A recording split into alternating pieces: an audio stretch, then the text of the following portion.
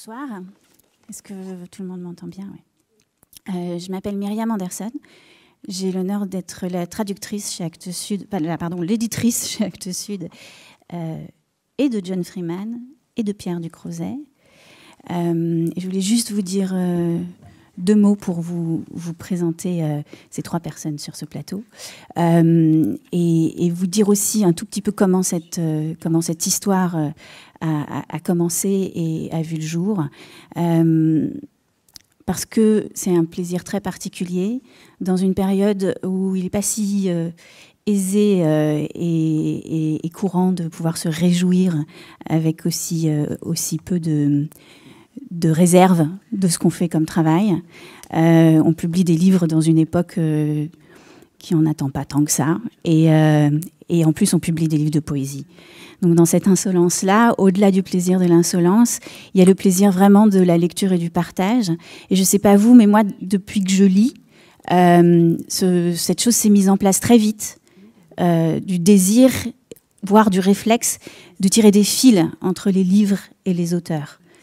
Et ça m'est toujours arrivé bien avant d'être éditrice. Je crois que je faisais ça quand j'étais petite fille, je crois que je faisais ça quand j'étais journaliste. Et j'avais ce fantasme de présenter un auteur à un autre, parfois de présenter un personnage de fiction à un autre auteur de fiction. Et c'est un métier qui permet de temps en temps de faire ça. Et là, c'est une occasion de le faire de façon encore plus volontariste et réelle. Et c'est assez rare de réaliser à ce point un fantasme aussi simple soit-il, a priori. J'ai d'abord rencontré John Freeman il y a quelques années parce que j'ai lu une anthologie qu'il avait éditée, que nous avons publiée chez Actes Sud sur le titre « New York pour le meilleur ou pour le pire », et qui réunissait une trentaine d'écrivains, en tout cas d'auteurs. Et c'était un mélange d'écrivains qui représentent sans doute ce que la littérature anglo-saxonne a de mieux de nos jours, mais aussi d'Américains qui avaient au moins un point de vue aussi intéressant que ces écrivains sur le sujet général qu'abordait l'anthologie, à savoir le creusement des inégalités dans la ville de New York en pleine gentrification. Et il me semblait que ce sujet non seulement n'était pas seulement un sujet d'actualité, il était parti pour durer, et il était parti aussi pour résonner très fort en nous, Français, et partout en Europe, partout en Occident, quelque part. C'est ainsi que j'ai connu John, qui est lui-même auteur, éditeur, qui a longtemps dirigé la revue Granta à Londres, qui est donc une espèce de gardien de phare de la littérature contemporaine mondiale et qui s'est fait fort de lire ses contemporains et de les repérer et de les faire lire et de les faire connaître. C'est quelqu'un qui a donc l'habitude de rencontrer des écrivains, qui a publié plusieurs livres d'entretien avec des écrivains et qui est donc un poète américain au sens le plus large du terme. Il me semble qu'être un poète, ça n'a pas forcément à voir avec le fait d'écrire de la poésie. Il me semble qu'on est poète ou qu'on ne l'est pas, et que parfois on finit par écrire. Et je pense que chez John, la poésie est aussi une façon tout simplement d'être au monde et d'être traversé par le monde en même temps qu'il traverse, parce que vous verrez que c'est quelqu'un qui voyage beaucoup. Quand j'ai lu les textes de poésie de John, il se trouve qu'entre-temps, j'avais aussi rencontré ce jeune homme, Pierre Ducrozet, qui m'avait envoyé un livre qui s'appelle Héroïka. Héroïka, c'est un roman et c'est une variation sur le personnage de Basquiat, sur la jeunesse de Basquiat, mais c'est un petit peu une tautologie de dire ça, dans le sens où Basquiat n'a eu qu'une jeunesse. Et j'avais été frappée par la langue de ce texte. J'avais été frappée par le fait qu'un écrivain français avait trouvé une forme pour dire une réalité qui nous est si étrangère, parce qu'elle était totalement américaine. Elle nous était aussi étrangère en termes d'époque. Et la langue de Pierre rendait ça avec quelque chose qui était totalement unique, ni vraiment français, ni vraiment de la traduction, qui était vraiment la langue de ce livre-là et de cette histoire-là. Et c'est, je pense, ce qui a fait qu'on s'est retrouvés à publier le livre suivant ensemble. Ça s'appelait L'invention des corps. Et c'était aussi un roman qui tentait d'inventer une forme pour raconter le monde contemporain. Après, la logique, elle s'est faite toute seule ces deux auteurs-là qui ne se connaissaient pas jusqu'à aujourd'hui, qui ne s'étaient pas rencontrés, qui avaient à peine échangé quelques mails sur des questions précises sur le texte, me semblaient, moi, se parler à travers leurs livres de façon tellement évidente que confier la traduction à Pierre, qui n'est pas ce qu'on appellerait un traducteur professionnel, même s'il a traduit déjà plusieurs livres, était vraiment une évidence qui s'imposait sans faire offense aux vrais traducteurs, entre guillemets, dont on respecte infiniment le travail par ailleurs. Mais parfois, vraiment, il se trouve qu'une voix, qu'une rencontre, parce que c'était Pierre et parce que c'était John, pouvait donner naissance à ce recueil-là, dans cette vérité et cette simplicité-là, et ces correspondances, le côté contemporain, ce rapport au monde, et vous allez voir cette immédiate présence du recueil qui s'appelle en français « Vous êtes ici ». Je voudrais juste remercier Marguerite Capelle, que certains d'entre vous connaissent forcément très bien, parce qu'elle est souvent ici, et qui est en train de devenir aussi une traductrice littéraire d'écrivains américains. Donc voilà, on est en très bonne compagnie, et je vous remercie, et je vous souhaite une très bonne soirée.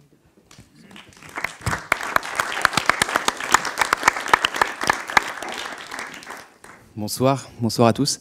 Merci beaucoup Myriam pour cette introduction et pour nous avoir réunis. C'est vrai que j'étais très, très heureux quand j'ai reçu le texte de John de le lire et de voir tout ce qui me touchait, toutes les correspondances possibles avec ce que j'aimerais faire.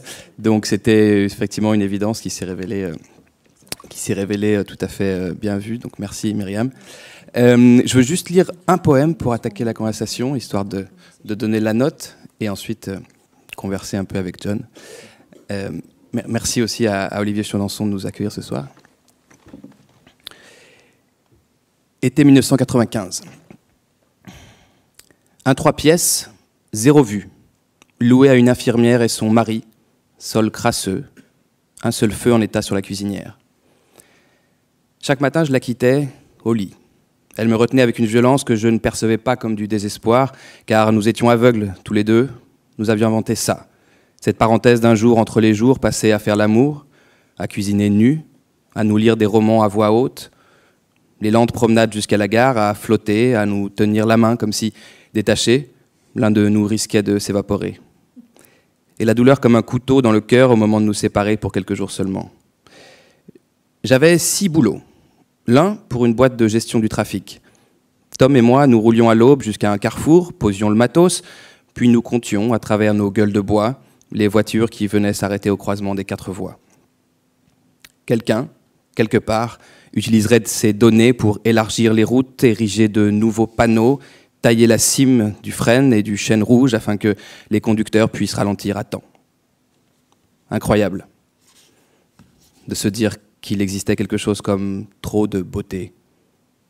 J'avais 19 ans, une vie entière devant moi pour l'apprendre, mais tout ce que je pouvais faire, alors, c'était me tenir près de la flamme et admirer mes cloques. Voilà, donc un premier poème.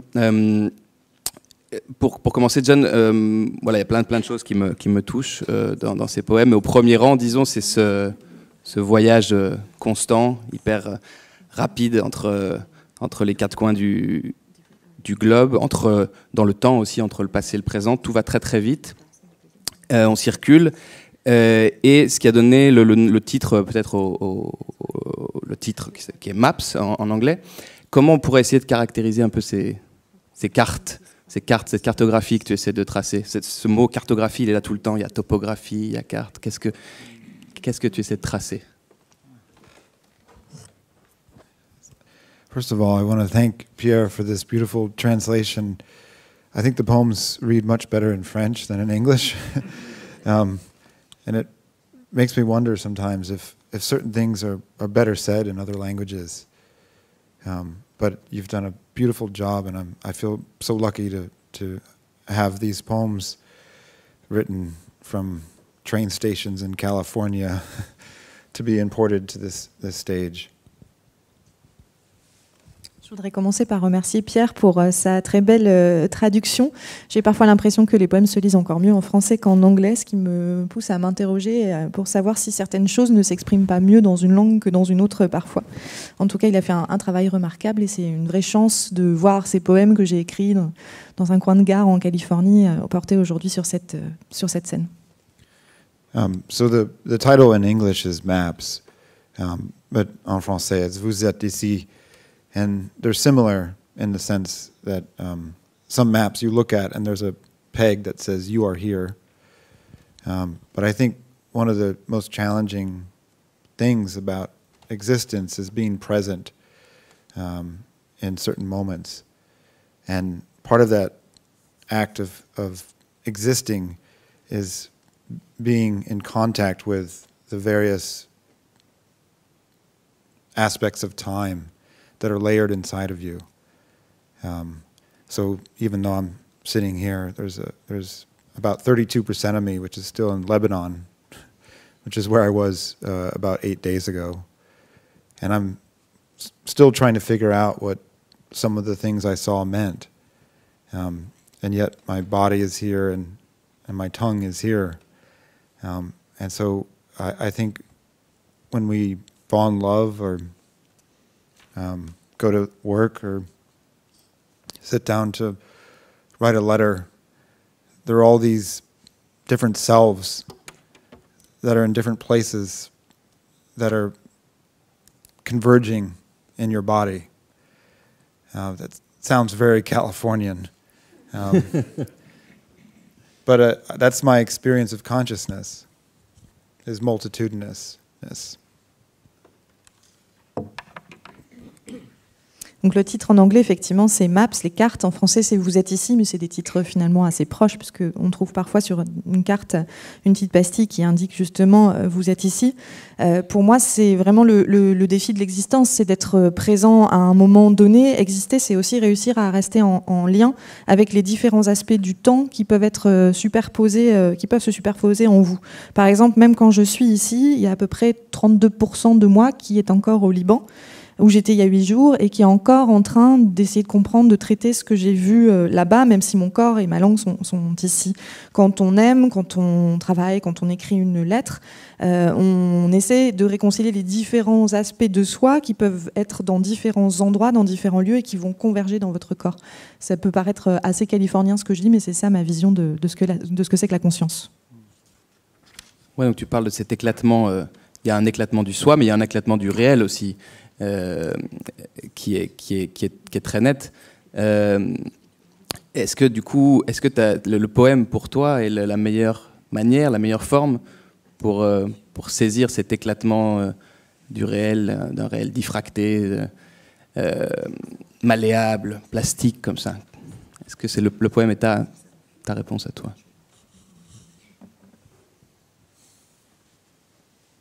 Yeah, because one of the things that poetry depends on is the senses, and the other thing that it depends on is language and feeling. If a poem doesn't make you feel anything, it's not a poem. And I know you would say maybe Francis Ponge and Louis Zukowski would disagree with that, but to me, poetry is a chimney for feeling. And one of the eerie things about feeling is how it sometimes arrives away from the fire. So one of the poems in here, I wrote about the end of a relationship 10 years later. And one of the tragic things in love is the inability to forecast forward the duration of it, the finitudinous, that's not a word, the finiteness of it. Similarly, when you travel, one of the tragedies of certain places is their inability to imagine their own pasts.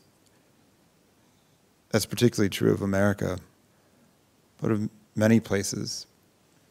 And I experienced that lack of imagination as a kind of longing.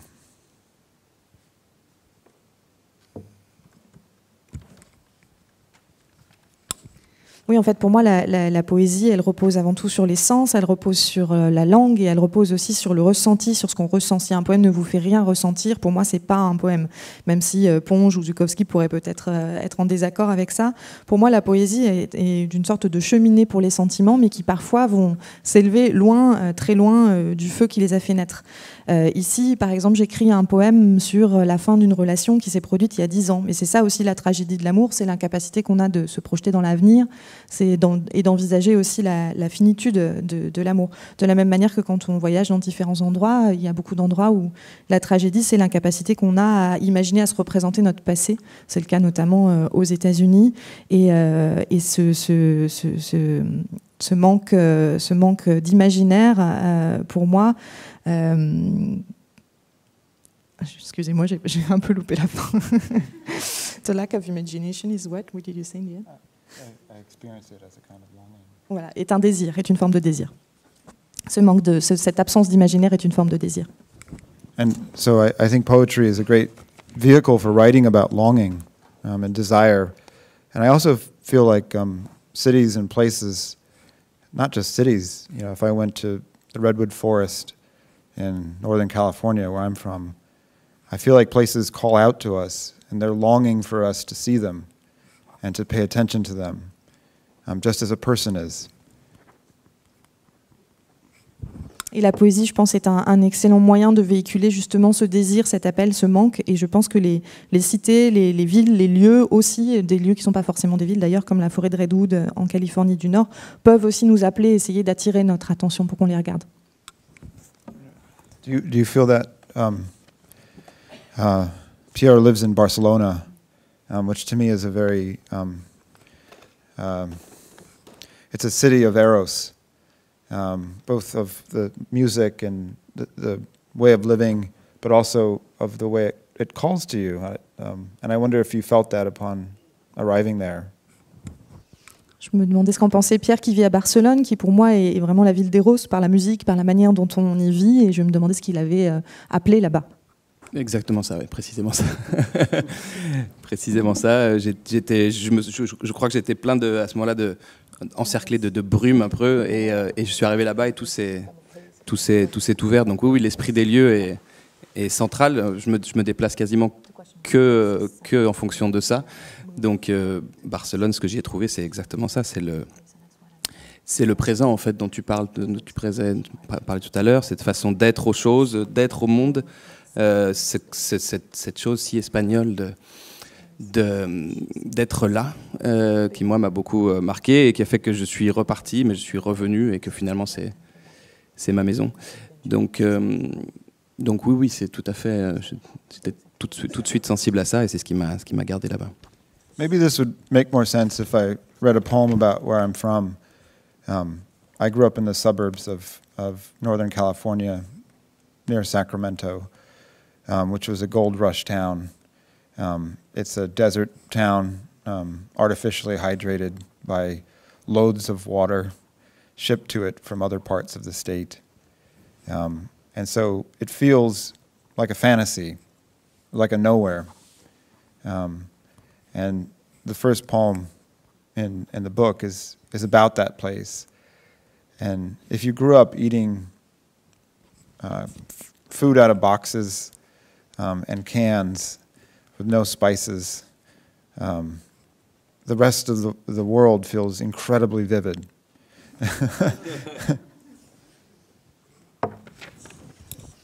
En fait, ça a peut-être plus de sens quand j'écris un poème sur l'endroit où j'ai grandi, qui est une banlieue de Californie du Nord, Sacramento, qui est une ville de la ruée vers l'or, qui est vraiment une ville du désert, une ville totalement artificielle dans laquelle on apporte l'eau d'autres parties de l'État en quantité très abondante. Donc une sorte de fantasme, en fait, une sorte de nulle part. Et le premier poème du livre parle de cette ville. Et voilà, quand on grandit dans un endroit comme ça, où on ne mange que des choses qui sont livrées dans des boîtes en carton ou des conserves et qu'on n'a jamais connu les épices, n'importe quel autre endroit du monde a l'air extrêmement vif et vivant.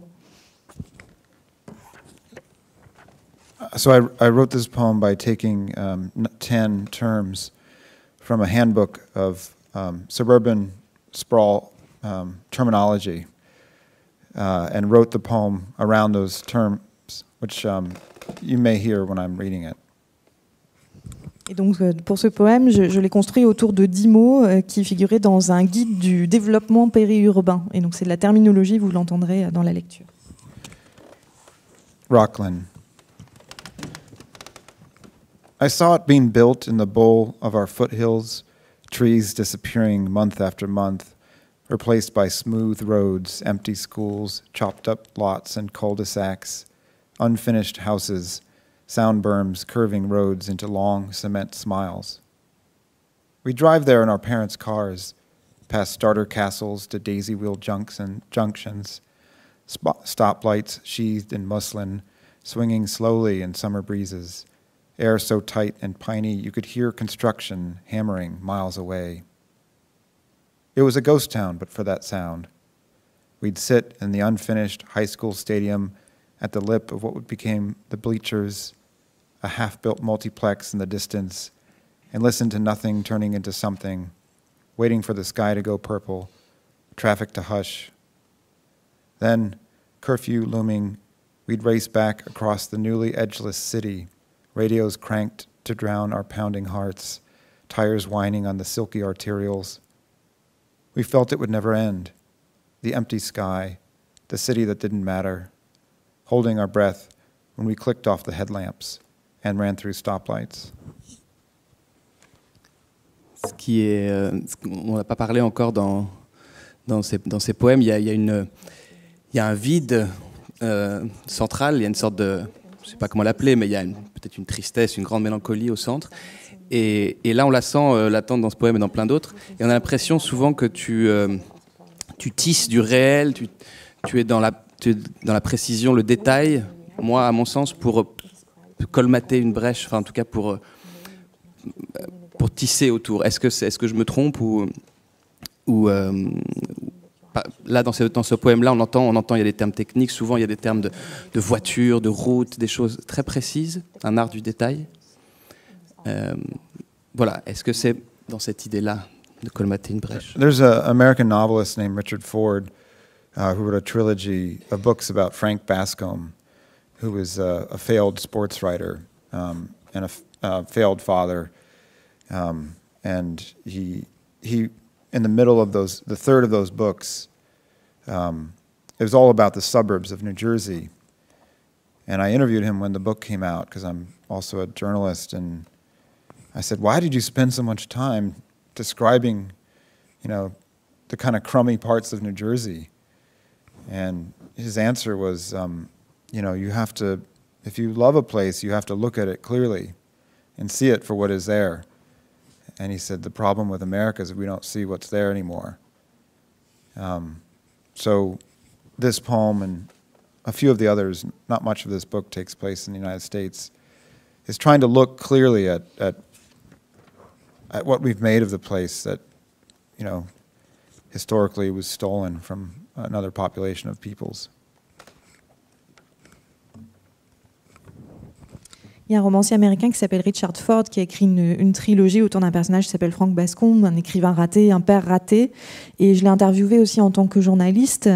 Tous ces romans se passent dans les banlieues du New Jersey, qu'il décrit en grand détail. Je lui ai demandé pourquoi tous ces détails. Et il m'a répondu que quand on aime un endroit, il faut qu'on le regarde vraiment et qu'on le regarde pour ce qui s'y trouve, qu'on regarde vraiment à quoi ça ressemble. Et je pense que c'est le problème de l'Amérique, justement, c'est qu'on ne voit plus les choses pour ce qu'elles sont. Et il y a plusieurs poèmes qui sont consacrés à des lieux en Amérique dans ce recueil qui essaient justement de porter ce regard vrai sur ce qu'on a fait de ces endroits qui souvent ont été volés à d'autres populations. Un peu dans la même idée de ce que je disais avant, il y a aussi cette volonté d'aller chercher dans tes souvenirs, dans l'histoire familiale, dans l'histoire même du pays, de tisser comme une sorte de cosmogonie, de recherche des aïeux. Est-ce que c'est un des aspects de cette cartographie que tu essayes de tracer pour avoir des repères dans ce vide? Yeah, absolutely. I think it's very bizarre that we're born in a place and that we are given a passport and a flag to salute and songs to sing and politicians we're supposed to see as our own, and people we're supposed to claim as like us. Nationality is to me, quite surreal, and yet it determines such a large aspect of our lives. So, in one vein, this book is an attempt to try to figure out where I was from as a Californian, as someone who grew up at the center of an awesome military empire. And I don't say that in the romantic poetry sense. It's a massive killing machine. And the other thread was to try to figure out what it means to be in the world as a person, ethically, moving in different spaces.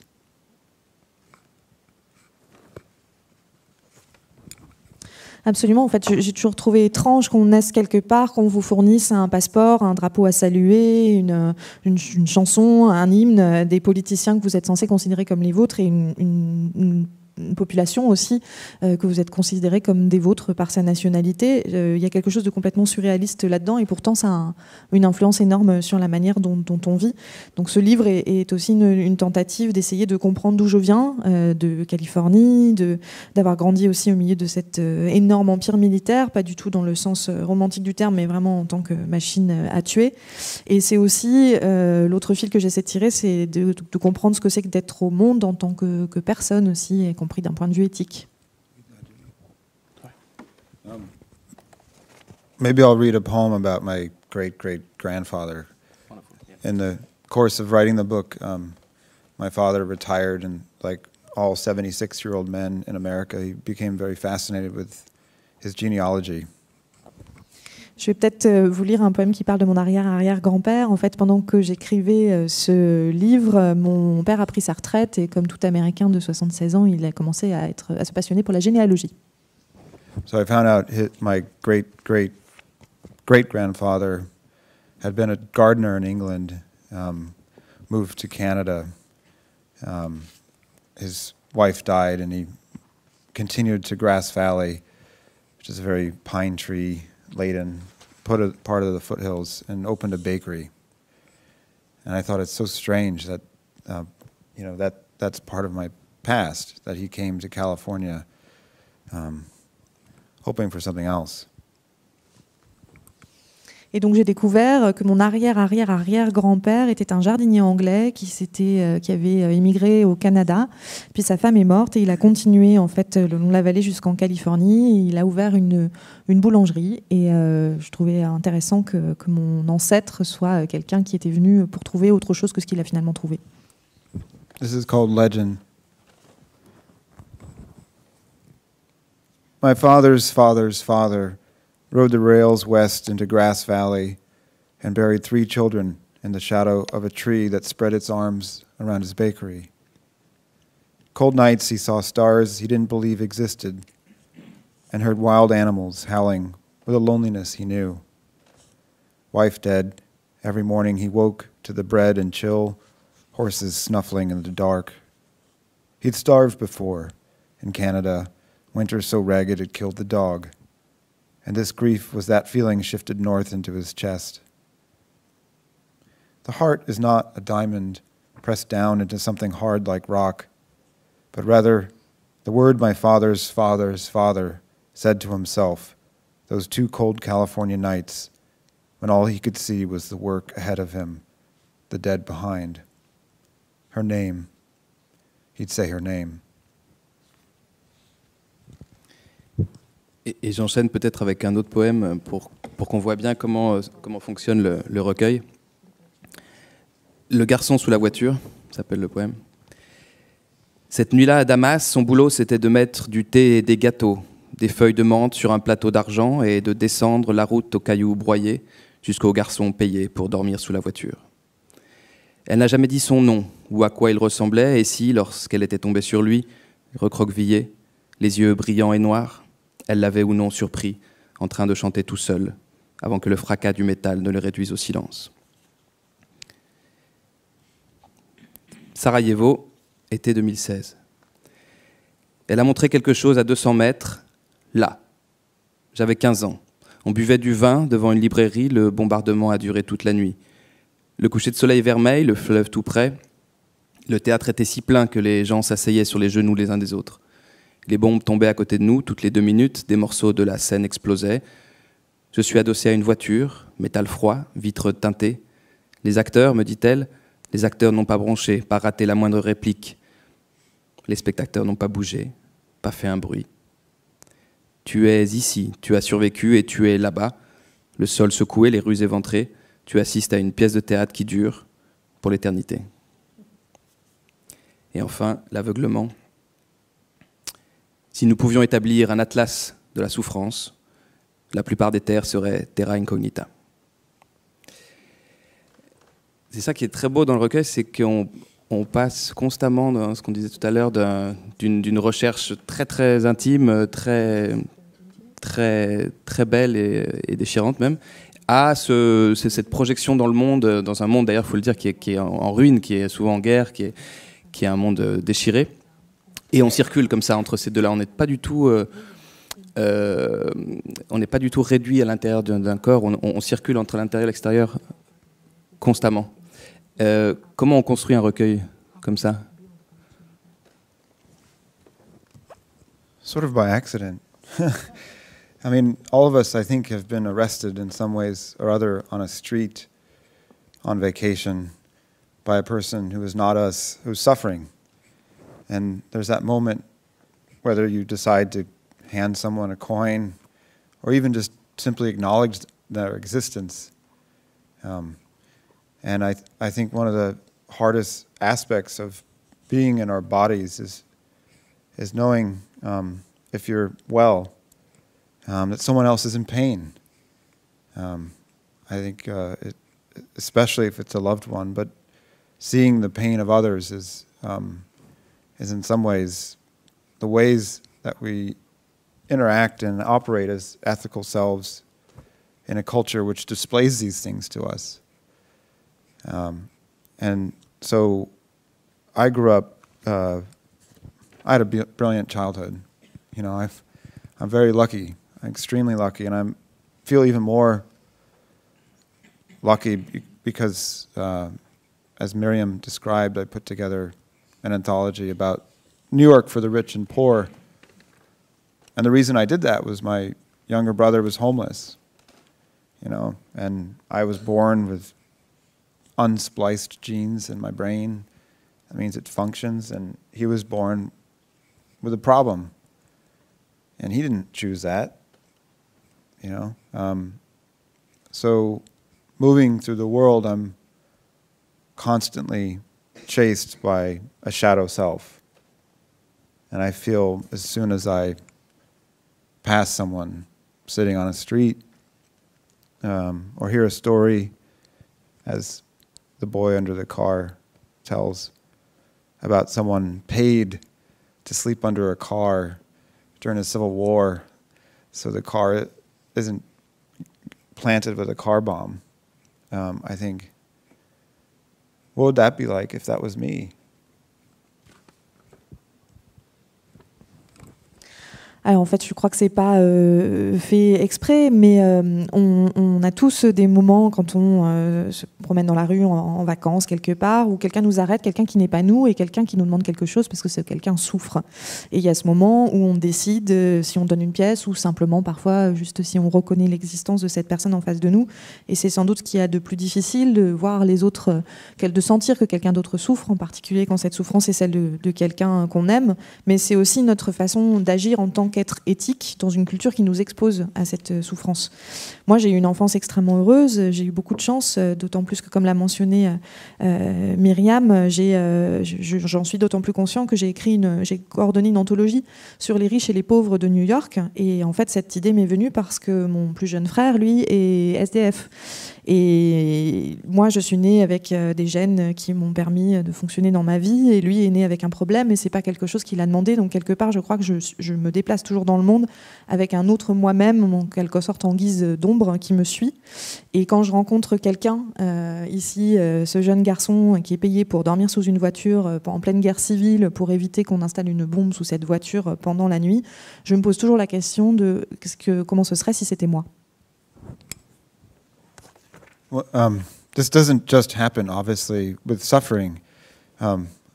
Marriage, in some ways, is an experience of this kind of vertigo of seeing the other, and sometimes in beautiful ways, and sometimes in very difficult ones. Il n'y a pas que la souffrance, évidemment, le mariage est aussi une façon de faire l'expérience de ce vertige, de voir véritablement l'autre, et parfois il y a des choses très belles et parfois des choses difficiles.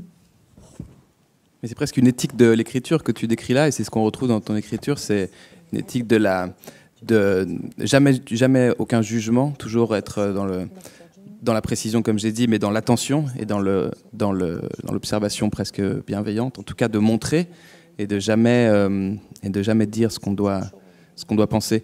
Et il y a eu aussi un truc qui est assez marquant pour moi, une intransigeance du regard à soi-même aussi. Tu écris, est-ce que c'est la manière de s'écrire soi-même? Est-ce qu'elle doit nécessairement être comme ça, assez brutale et intransigeante? Yeah, I grew up Protestant. J'ai été élevé en protestant. But in all seriousness, I think if you grow up with a certain kind of Christianity, the first thing you're taught is the world is a fallen world, and that you need to spend the rest of your life trying to apologize for that with your actions, especially to Jesus. And I think in a secular mode, writing can turn that act of apology into one of praise by looking. I don't know if you like photographers. I love Versailles and Gary Winogrand, the American street photographer. To me, the best photographers look at something so almost purely. I know they're framing a shot and they're lighting the shot and they're choosing black and white or color. But the best photographs to me have this almost holy act of regarding, which to me feels about ethics, but it can also be about love. You know, when you're in a relationship, the most important thing is to really, truly see the other person, if you can.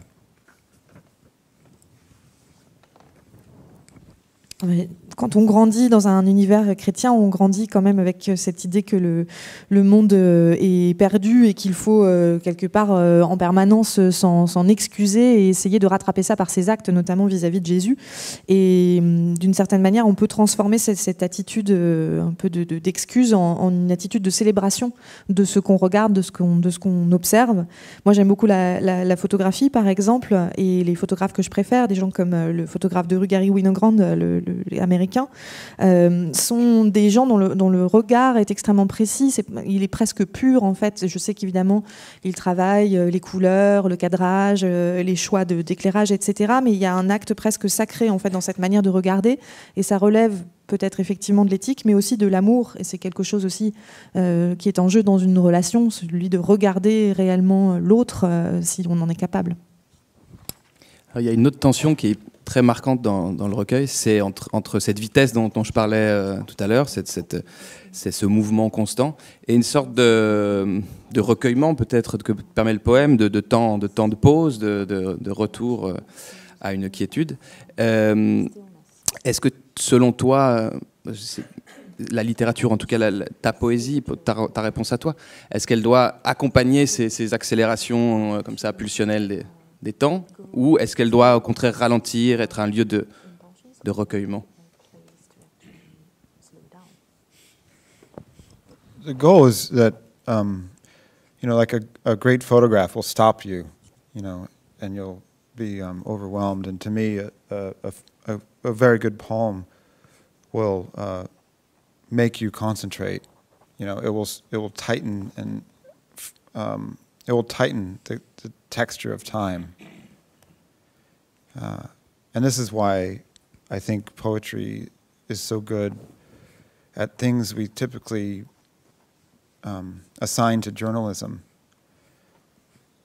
I think we live in a culture of outrage inflation, and a lot of the barriers to understanding the world are at least being in it, are caused by that inflation. So to me, in some stupid, heroic way, I think a good novel, or especially poems, can be an antidote to that.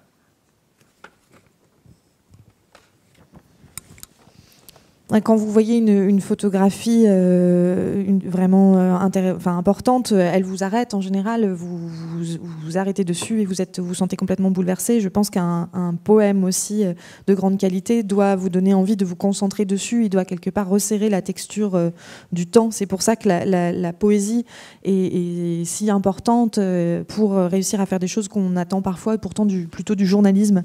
Je pense qu'on vit dans une culture inflationniste et qu'en fait, cette culture inflationniste aussi qui crée tout un tas de barrières pour réussir à voir le monde, à comprendre le monde tel qu'il est. Et c'est peut-être d'un héroïsme un peu stupide, mais je pense que la bonne littérature, et notamment les poèmes, peuvent être un antidote à ça. I mean, have you ever seen Basquiat paint? Oh, I wish. There's a beautiful documentary called Downtown 81. Yeah. And he wakes up in a mental hospital and leaves in his scrubs and walks back to his apartment, and he needs to pay his rent. And so along the way, he sells a painting and paints a painting to pay for his rent. And he does it in a few minutes. I mean, I think Basquiat took longer sometimes. But I wonder, writing a novel about someone like that, if you were at all inspired to try to write automatically. Donc, je ne sais pas si vous avez vu Basquiat peindre. Il y a un documentaire Downtown 81 dans lequel on le voit se réveiller dans un hôpital psychiatrique, s'enfuir encore dans sa blouse de patient et rentrer chez lui où il doit payer son loyer. Et donc en fait, pour payer son loyer, il va vendre un tableau qu'il peint comme ça en quelques minutes à l'écran. Et je me demandais en fait si ce que c'était d'écrire un roman sur un personnage comme ça et est-ce que ça vous avait aussi inspiré l'envie d'écrire de façon presque automatique? Et c'est un film merveilleux qui est assez rare enfin, ça arrive dans l'histoire du cinéma, mais où Basquiat joue son propre rôle en train de devenir Basquiat. Au moment même où il est en train de le faire, il n'est encore personne à ce moment-là, il est juste un gars qui danse dans les clubs et qui vit sur les canapés de ses amis. Mais le réalisateur anticipe qu'il va le devenir Basquiat et il est en train il le met en scène dans ce rôle-là, donc c'est assez génial. Oui, l'idée du livre, c'était non pas de copier, non pas d'imiter, mais c'était de me laisser envahir, contaminer comme un virus par la peinture de Basquiat, par sa façon d'être, bien sûr, de danser aussi, je l'ai dit, mais surtout sa façon d'être dans la peinture, et donc que ça me déstabilise, que ça déstabilise mon écriture, la structure du livre, la phrase, tout. Et ça l'a tellement fait que, en fait, je sais pas, 4 ans ont passé.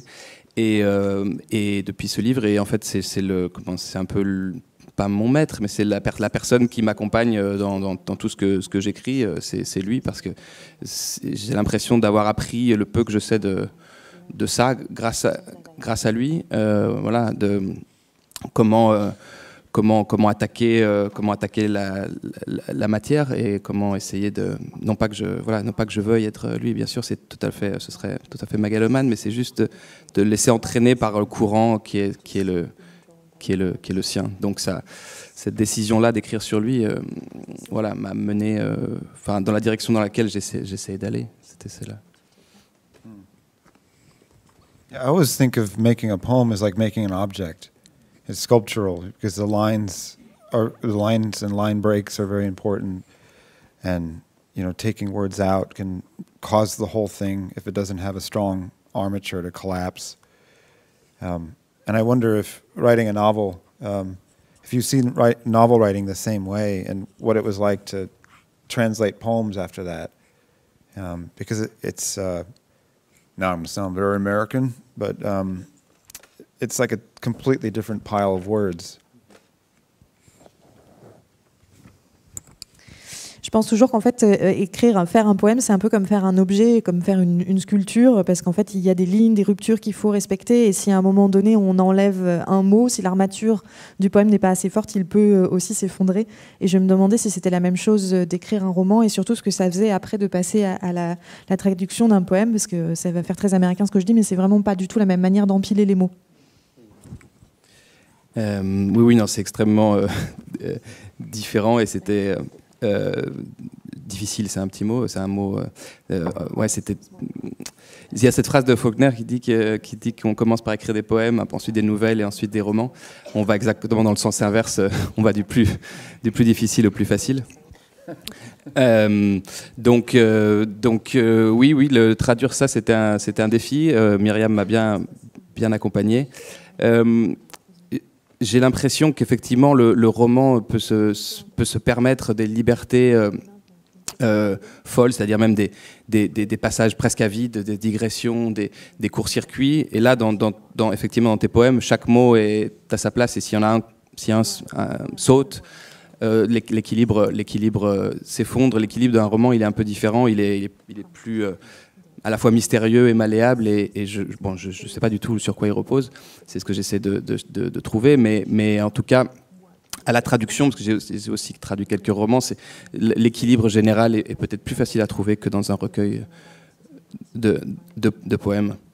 Mais ce qui a aidé, c'est que malgré toute l'hétérogénéité dont on a parlé, le recueil est traversé par une voix et par une unité qui est là, donc c'était ça qu'il fallait essayer de retrouver.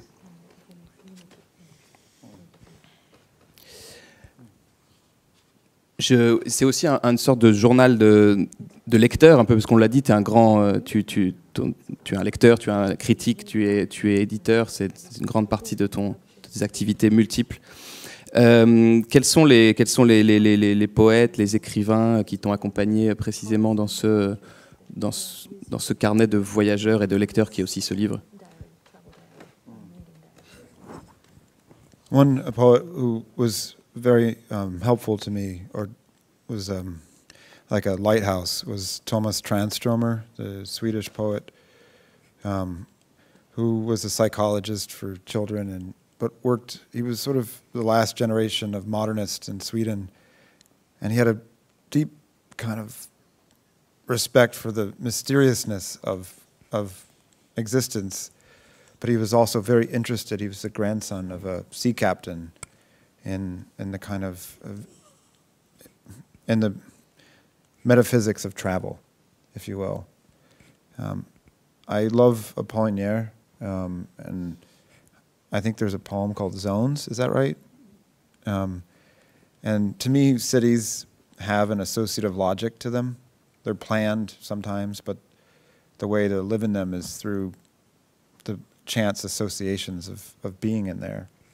And that poem in particular has made it possible for me to map cities into poems.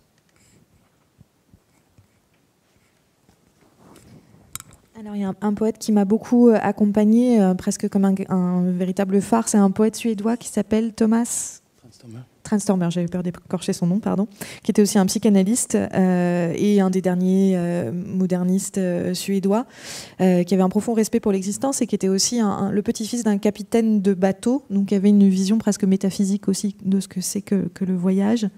J'aime aussi beaucoup Apollinaire, j'aime beaucoup ce poème Zone, parce que pour moi les villes ont une sorte de logique propre et en dehors de celle du plan, évidemment, elles sont faites aussi d'associations de hasard, et un poème comme celui-là, Chance, permet justement d'aborder la cartographie des villes.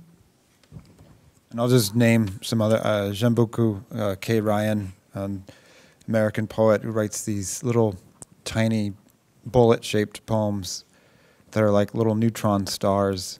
They're so dense and complex and yet so perfect. Adrian Rich, Cavafy. I love the way that Cavafy evokes the vertigo of memory.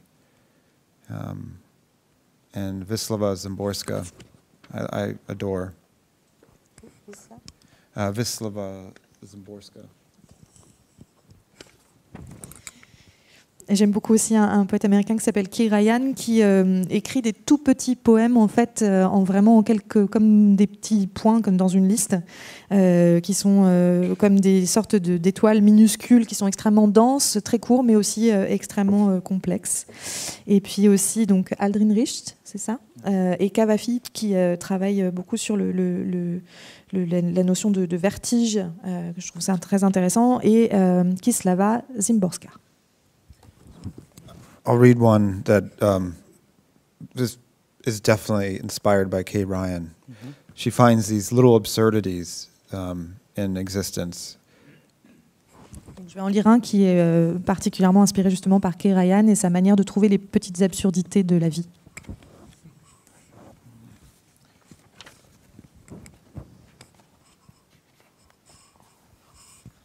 Tattoo.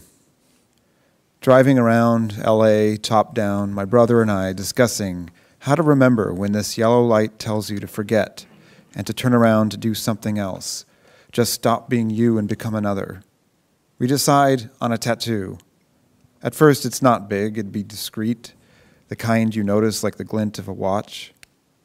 But, of course, as we talk, it gets bigger, it elaborates.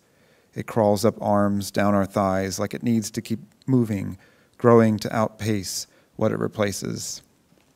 I say the neck is off limits. Finally, we have to admit there's only one way this will end. What if I get a tattoo of her face on my face? Is that enough? We drive in silence for a mile before I realize that is exactly what a face is. So I wrote that poem after my mother died, and my brother and I were trying to decide how to remember her. He got a tattoo on his chest, and I kept my face. J'ai écrit ce poème après la mort de ma mère, et mon frère et moi, on essayait de trouver le moyen de nous souvenir d'elle. Et donc lui, il s'est fait finalement un tatouage sur la poitrine, et quant à moi, j'ai conservé mon visage. On l'entend là dans le poème, tu pratiques un vers, on ne l'a pas dit, mais très libre, qui va et qui vient, qui se permet plein de choses. Moi, il y a une chose qui me marque, c'est cet art de l'enjambement, donc le vers qui commence et qui finit à la ligne suivante. Pour revenir à ma première interrogation, chose qui me travaille, est-ce que ce vers libre à l'intérieur de ce poème, comme ça, libre aussi, est-ce que c'est ce qui, selon toi, correspond le mieux en toi, en 2018, à essayer de capter ce que tu vois, ce que tu as devant les yeux? Mostly, yes. I adore Frank O'Hara. I grew up in California, so I was breastfed on the Beat Poets. And I think American prosody works better, in most cases, in free verse. Oui, je suis un admirateur de Frank O'Hara, par exemple. En ayant grandi en Californie, j'ai forcément été nourrie au sein par la poésie beat, et je pense que la prosodie américaine fonctionne mieux la plupart du temps en vers libre. I think in very particular cases, sort of like where you wear a suit to a funeral, meter and rhyme make a lot more sense. So the one iambic metered poem in this goes like this. I wrote it the day my mother died. It's called The Last. And it just goes, stars beat back your kindness, night blot the sun. For days we counted her breaths, and then there was only one. Je pense qu'il y a seulement des cas très particuliers, par exemple comme quand vous portez un costume uniquement pour aller à un enterrement, où la rime et le compte des pieds ont plus de sens effectivement pour exprimer ce qu'on veut. Il y a un poème, celui donc, qui vient d'être récité, que j'ai écrit le jour de la mort de ma mère, qui rentre dans ce cas-là. Les étoiles font reculer ta bonté, la nuit éponge le soleil. Pendant des jours, nous avions mesuré son souffle, et puis ce fut le dernier. Et pour finir et pour élargir encore, comme tu es un observateur privilégié de la littérature contemporaine. Je suis curieux, moi, de savoir ce qui, toi, à tes yeux, te semble le plus intéressant, prégnant dans ce que tu peux lire autour de toi, dans la littérature américaine ou ailleurs. Qu'est-ce qui fait le plus sens pour toi en ce moment? I think it's a great time to be in America in poetry. There's an organization called Cave Canem, which supports black poets, teaches classes, has workshops, retreats, and for 25 years they've poured a lot of love and care into emerging black poets, and we're seeing the effects of that now. There's a wonderful poet named Terence Hayes who invented a new kind of sonnet called the Golden Shovel, who probably will win our Pulitzer this year. He's like Langston Hughes on steroids. Our poet laureate right now, Tracy K. Smith, can conduct that swerve towards tenderness in a way that I haven't seen in a long time. The poetry editor of The New Yorker, our largest, most important magazine, Kevin Young, is a kind of, he's like the Bob Dylan of the blues. And so an entire history of unrecorded African-American songwriting rumbles through his poems. And there are dozens and dozens more. It's a beautiful time in American poetry.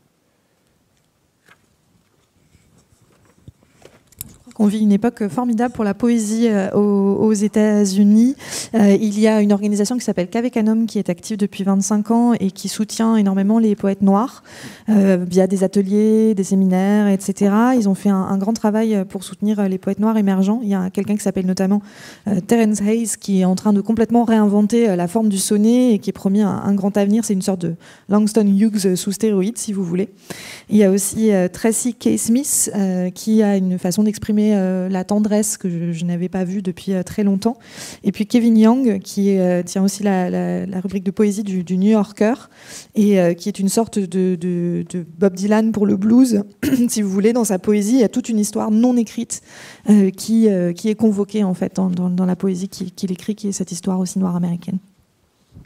And then in fiction, I think there's a whole generation of Argentinian writers emerging right now. Samantha Schweblin, Mariana Enriquez, Paula Chirac, that are creating new genres, really. Schweblin is kind of a Argentine Kafka. Ola Chirac is like an Argentine Henry Miller, who's a woman. And Enriquez has created a new Gothic literature in a country that had no horror tradition, but had a lot of horror. Et en fiction, il y a une toute nouvelle génération d'auteurs argentines notamment, qui réinventent en fait des nouveaux genres littéraires. Donc Samantha Schweblin, qui est une sorte de Kafka à l'Argentine. Schweblin, pardon. Mariana Enriquez, qui écrit en quelque sorte une littérature gothique dans un pays dans lequel il n'y avait pas de tradition comme ça de genre de l'horreur, mais qui a connu beaucoup d'horreur. Et Paula Chirac, c'est ça? Ola Chirac. Ola Chirac, pardon, je ne la connais pas. Qui a été traduit au Seuil, son premier roman, et on attend depuis le deuxième. Qui est une sorte de Henry Miller, donc au féminin et argentine. There's just so many writers, I think, pushing the form of the novel, whether it's Svetlana Alexievich or Olga Tokarczuk,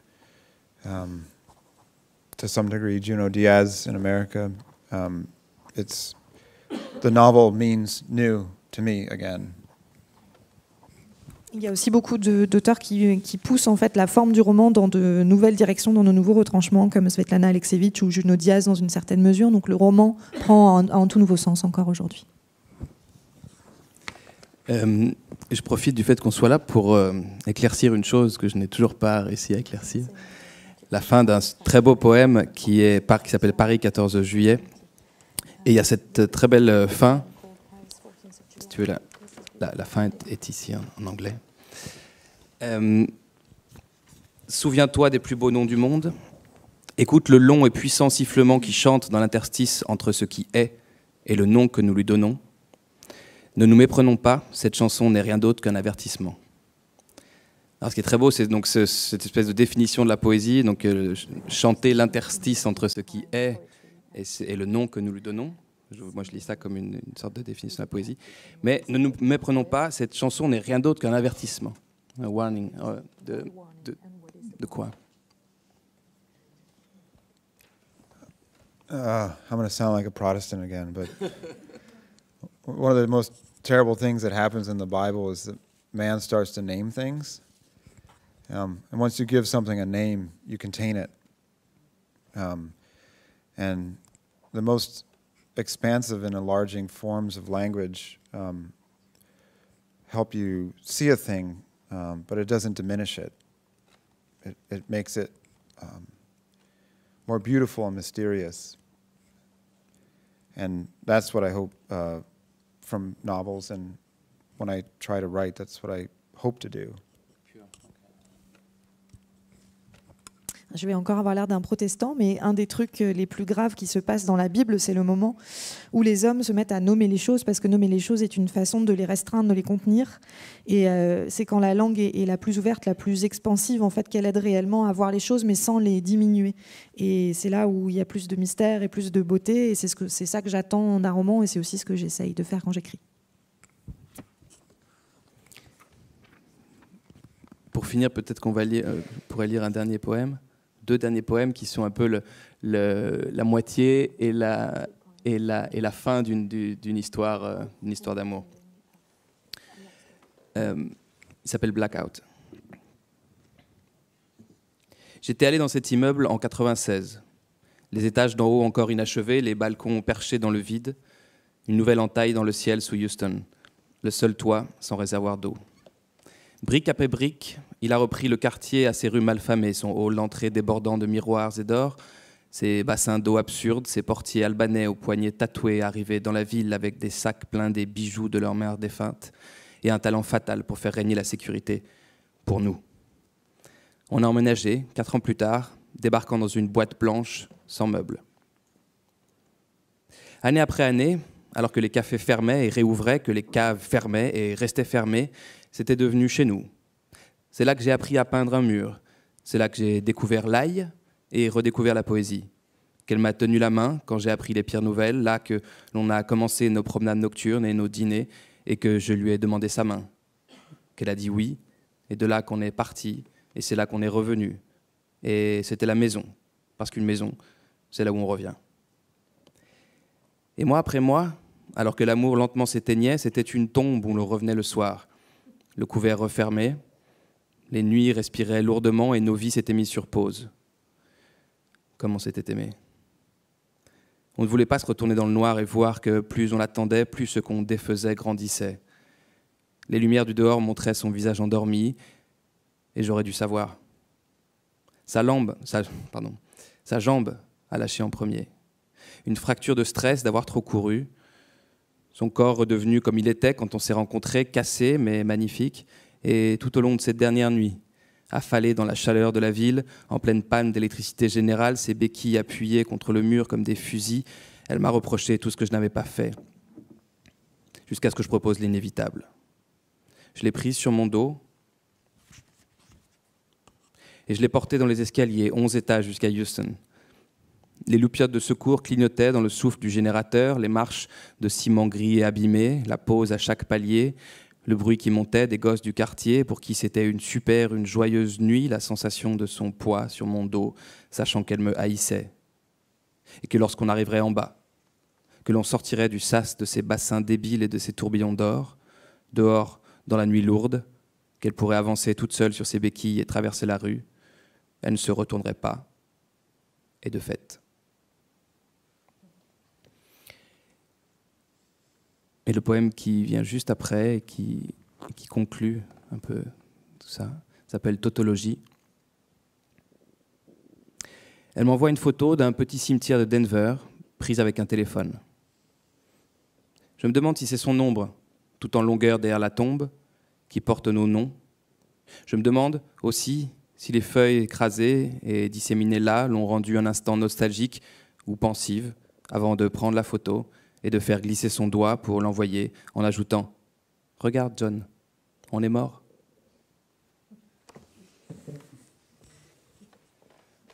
Ben, écoute, on va peut-être mettre fin à cette conversation. Merci beaucoup John et merci Marguerite pour ce super échange. Thank you for this beautiful translation and thank you for listening.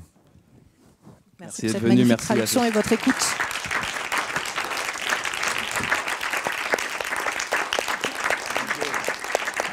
Merci beaucoup pour la traduction.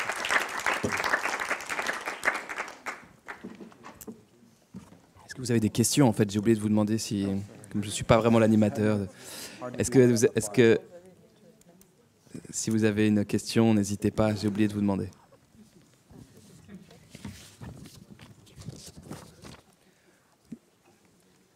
Bon, une question autour d'un verre, alors ce sera encore plus agréable.